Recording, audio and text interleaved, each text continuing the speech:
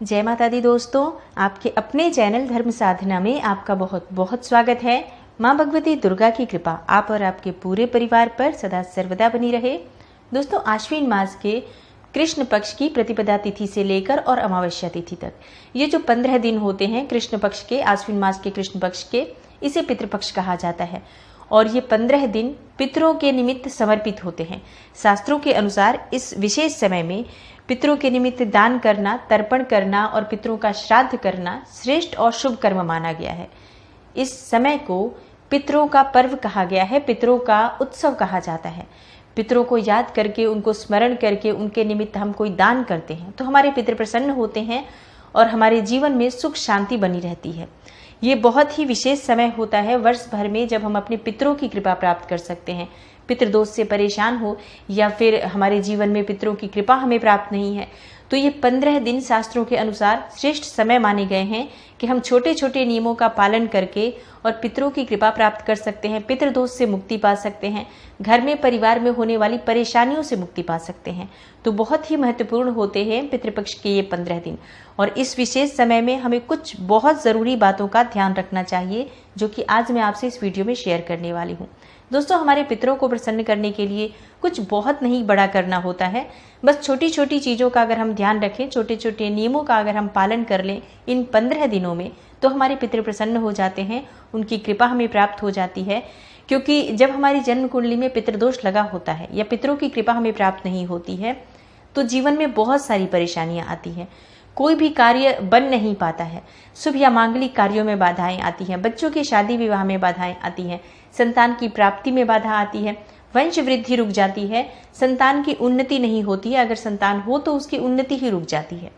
तो बहुत सारी परेशानियां आती हैं और ये कहा जाए कि सभी प्रकार की परेशानियों का समापन हो जाता है अगर हमारे पितृ प्रसन्न हो जाएं हमसे। तो ये शास्त्रों के अनुसार बिल्कुल सत्य बात है कि अगर हमारे पितृ हमसे प्रसन्न हो तो देवताओं की भी कृपा हमें प्राप्त होती है और सभी प्रकार के जो हमारे कार्य होते हैं निर्विघ्न पूर्ण होते हैं।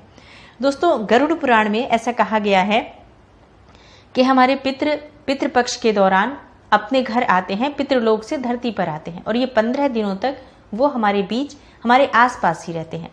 तो ये कहीं सुनी बातें नहीं है, ये शास्त्रों की बातें हैं जो कि गरुड़ पुराण में लिखी हुई बात है। और कई सारे पुराणों में ये बातें लिखी हैं कि पितृपक्ष का समय जो पितरों के निमित्त होता है, इस समय में पितृलोक से धरती पर हमारे पितर आते हैं तो हमारे आसपास ही होते हैं। ऐसे में जब हम उनके निमित्त दान करते हैं, तर्पण करते हैं, उनका श्राद्ध करते हैं तो वो बहुत ही प्रसन्न होते हैं और उनका आशीर्वाद हमें प्राप्त होता है। और जब पितरों का आशीर्वाद प्राप्त होता है तो सभी प्रकार की समस्याओं से मुक्ति मिल जाती है, वंश की वृद्धि होती है, धन की वृद्धि होती है।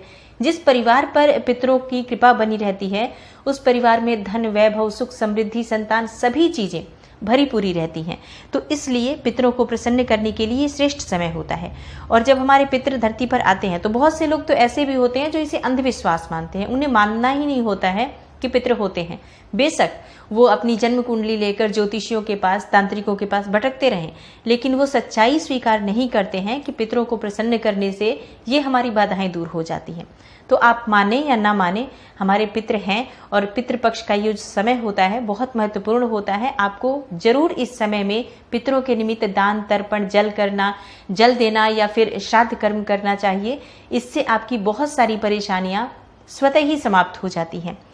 तो जब धरती से भूखे प्यासे आपके पितर लौट जाते हैं, आप इन चीज़ों को नहीं मानते हैं और नहीं कर पाते हैं तो उनकी कृपा आपको नहीं मिलती है। उल्टे पितर नाराज होते हैं तो आपको बहुत सारी परेशानियों का सामना करना पड़ता है और पूरे जीवन आप परेशानी में ही लगे रहते हैं। न सिर्फ आप बल्कि आपके बच्चे, आपकी संतति जो आने वाली होती है उन्हें भी पितृदोष का सामना करना पड़ता है और फिर हमेशा ही आपके जीवन में परेशानियां बनी रहती हैं। तो इस विशेष समय को व्यर्थ न गंवाकर इस विशेष समय में अपने पितरों को याद करिए, उनको स्मरण करके प्रार्थना करिए। अगर आप कुछ नहीं कर पाते हैं तो जल तो जरूर दीजिए, कम से कम इतने मात्र से ही आपके पितर प्रसन्न हो जाते हैं।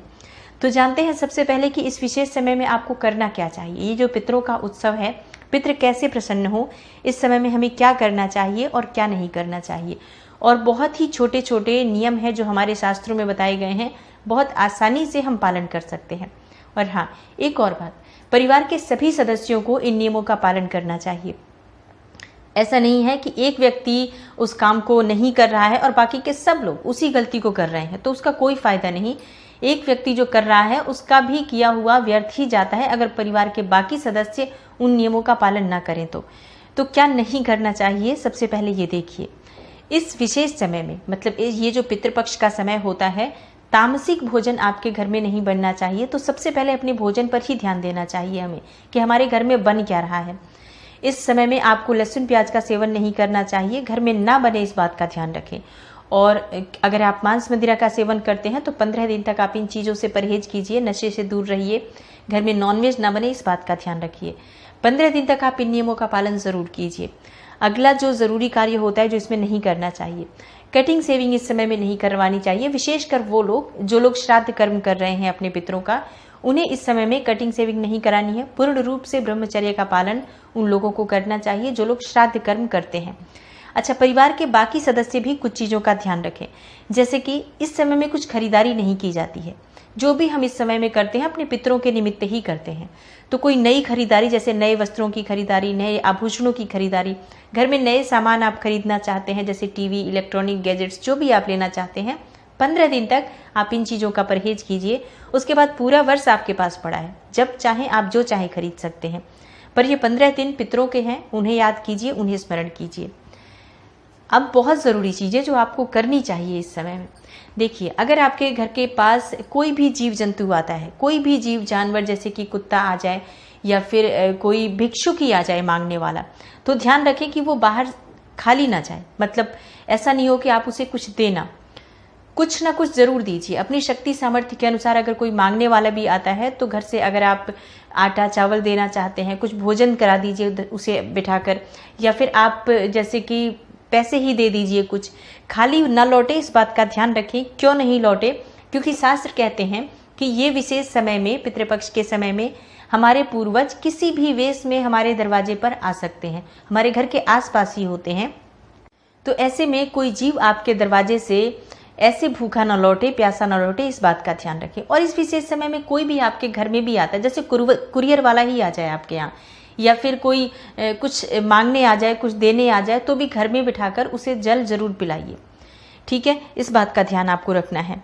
अपने पितरों की तस्वीर दक्षिण की दीवार पर लगाएं और वहां पर आपको माला जरूर चढ़ानी है इन 15 दिनों में। रोज आप चाहें तो बदले माला, फूलों की माला इस समय में चढ़ाएं और उनके सामने, तस्वीर के सामने आपको सरसों के तेल या तिल के तेल का दीपक जरूर जलाना चाहिए। प्रतिदिन पितरों को याद करें, प्रणाम करें और उसके बाद ही आप अपने दिन की शुरुआत करें। तो इस चीज़ का भी आप ध्यान रखें। दूसरी चीज़ ये आपको करनी है कि इस समय में पंचबली का वैसे विधान माना गया है कि पंचबली आपको ज़रूर देनी चाहिए। तो पंचबली क्या होती है? पंचबली में जीवों के निमित्त भोजन निकाला जाता है, जिसमें कि गाय, कुत्ते, कौवे और चींटी को भोजन दिया जाता है, जीवों को भोजन दिया जाता है। वो जीव जो कि हमारा जो दिया हुआ भोजन होता है वो हमारे पूर्वजों तक पहुंचता है। तो इस समय में आपको प्रतिदिन, एक भी दिन आपको छोड़ना नहीं है। हर रोज आपको गाय को, कुत्ते को, कौवे को और चींटी को भोजन जरूर देना है। तो आप गाय को तो रोज दरवाजे पर आती हैं, आप दे सकते हैं। गाय अगर दरवाजे पर नहीं आती है, आप ऑफिस जा रहे हैं, अपने साथ भी अगर आप रोटी लेकर जा सकते हैं, रास्ते में कोई गाय दिखे आप उसे दे दीजिए। कुत्ते को आप रोटी जरूर दीजिए और कौवे के निमित्त आप एक छोटा सा रोटी का टुकड़ा अपनी छत पर भी डाल सकते हैं, तो कौवे इसे खा लेते हैं। और चींटी के निमित्त जो हम आटा और शक्कर मिलाकर देते हैं, या फिर आप मीठी रोटी बनाकर थोड़ी सी छोटे छोटे टुकड़े करके उन्हें, और चींटियों के बिल के पास कहीं भी जो कच्ची जमीन होती है वहां पर भी आप दे सकते हैं, या पीपल वृक्ष के नीचे आप इसे रख दीजिए, तो जो भी जीव होगा वो उसे ले लेगा। दोस्तों, जो श्राद्ध कर्म होता है वो तो घर का कोई बड़ा ही करता है, लेकिन बाकी लोगों को कुछ बातों का ध्यान जरूर रखना चाहिए।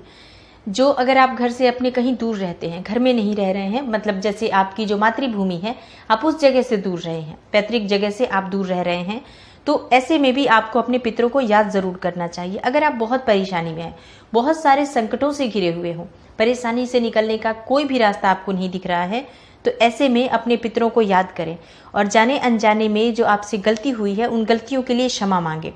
शाम के समय ये आपको करना है और हर रोज शाम को करें। पितृपक्ष का जो समय होता है ये विशेषकर पितरों के निमित्त होता है, तो शाम के समय आप ये कार्य करें। दक्षिण दिशा की तरफ मुंह करके अपने पितरों को याद करें और उनसे अपनी जाने अनजानी में हुई गलतियों के लिए क्षमा प्रार्थना करें। जो भी आपकी समस्या है, आप अपने पितरों से मन ही मन कहें कि हे मेरे पितर, हे मेरे पूर्वज, मैं इस समस्या से घिरा हुआ हूँ, बहुत परेशानी में हूँ, मेरी मदद कीजिए, मुझे इस संकट से बाहर निकालिए।